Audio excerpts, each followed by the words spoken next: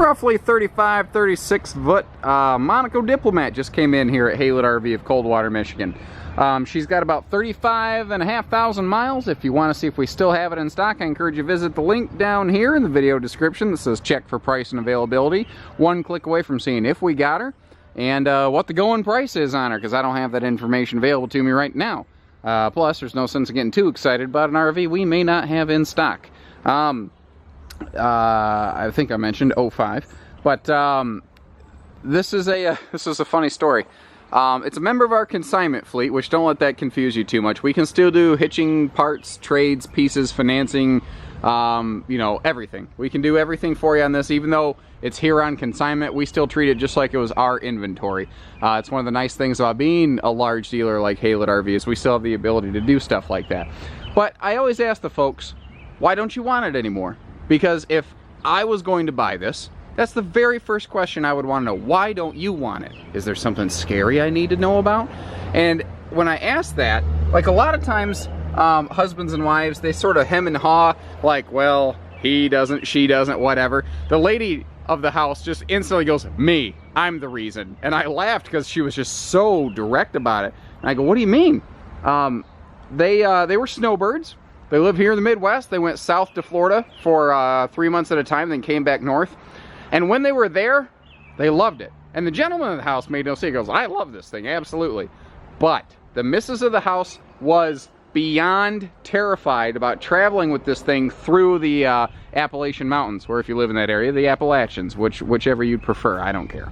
Anyway, so that's it. They bought a fifth wheel. They left it parked in Florida, and they just decided they would just drive a car down. They didn't need a coach.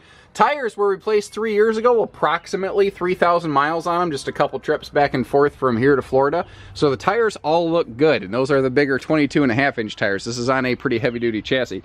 We've got a 400 horsepower Cummins with the 6-speed Allison, so it's got the bigger power plant. By the way, if you're ever curious about anything, don't hesitate to give us a call. There's no way I could possibly cover everything every person wants to know with a quick video like this. My goal here is to give you an idea about this coach, see if it's something that might be worth taking home. Other than that, give our team a call here at Haylett RV, and we will, you know, get out there with a tape measure if we have to. We'll answer any questions you need. We've got a fiberglass roof that is very well maintained. The fellow had just done some work on it.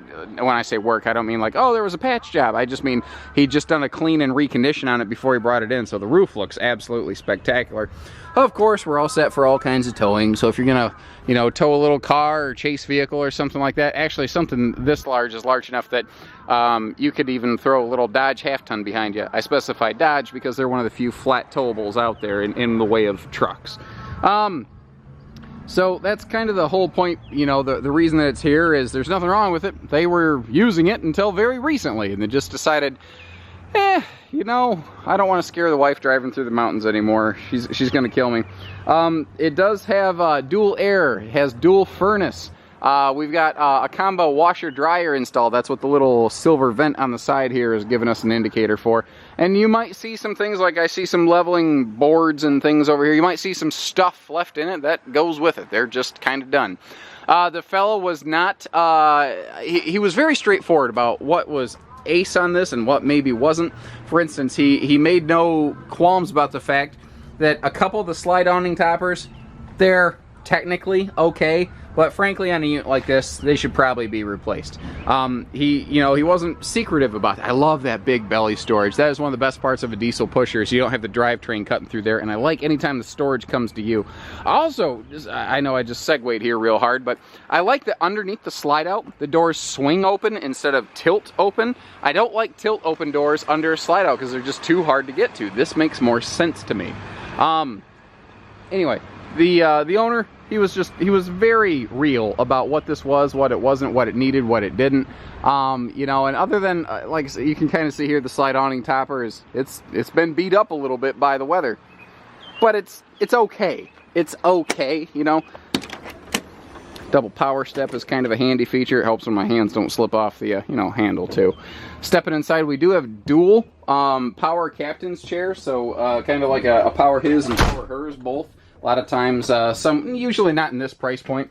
Some coaches, though, they'll sneak in a power driver only seat. And this has a very bright, light, comfortable, expansive look and feel. And I think it's because of that floor-to-ceiling mirror and this whole myriad of windows. We got a half dozen all identical, equally sized windows here. I like that they're all the same size because it gives it just a really slick, smooth, continuous look and feel. There's no visual break points or anything. Naturally, you know, diesel pusher, we've got the soft touch ceiling liner up here. It does a couple things. It helps. Biggest thing it does, really, is it knocks down noise. Like, the moment I close the door, it's noticeably quieter in here. It'll cut down on wind buffeting in transit, and if you got loud hooping and hollering neighbors, it'll drown them out too. That ain't all bad. Take a look.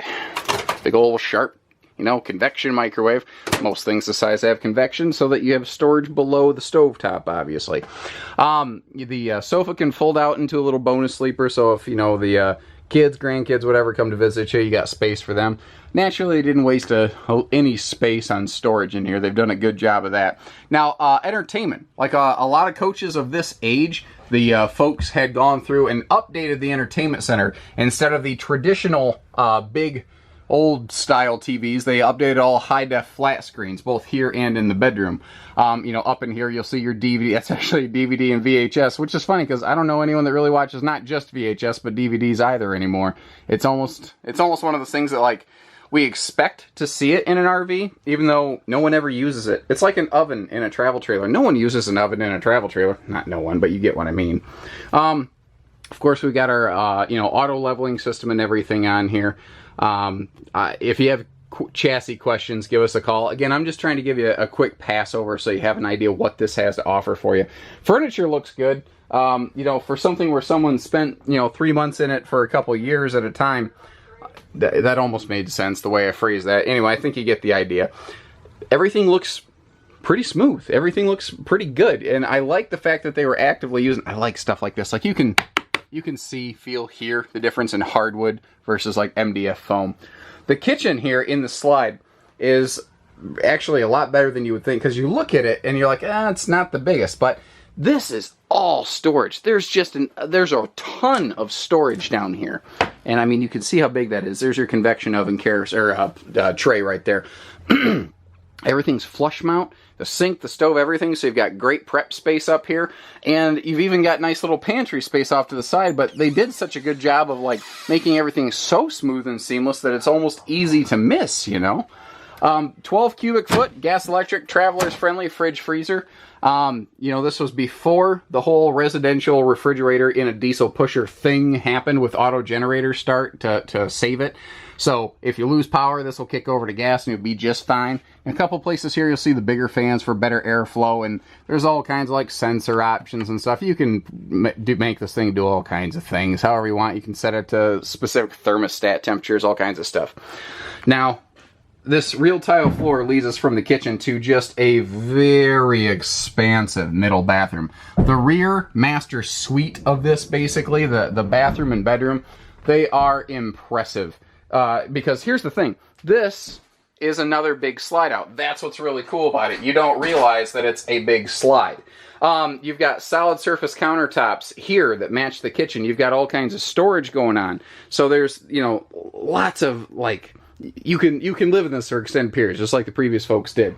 Now, I love all the space in here. Let me back up. You've got, like I said, a very big bathroom. If one person's in here, the other can navigate through the bathroom without, like, tripping over one another. Huge skylight up here, too. I really, really, really like that skylight so that we've got lots of room in this, or light in here. It makes it look and feel big. And you know, toilet here. Someone can use this while you're traveling or at your destination without cutting off the whole coach. They've done a great job here. Now, you've got a very extra wide, like, barn-style entry door to the bedroom because you have a double pocket sliding door there. And this is a somewhat rare find, not usually in this class, obviously, but a true 60-inch residential-sized bed with side stands, outlets, everything, you know, you need to spend extended time in here.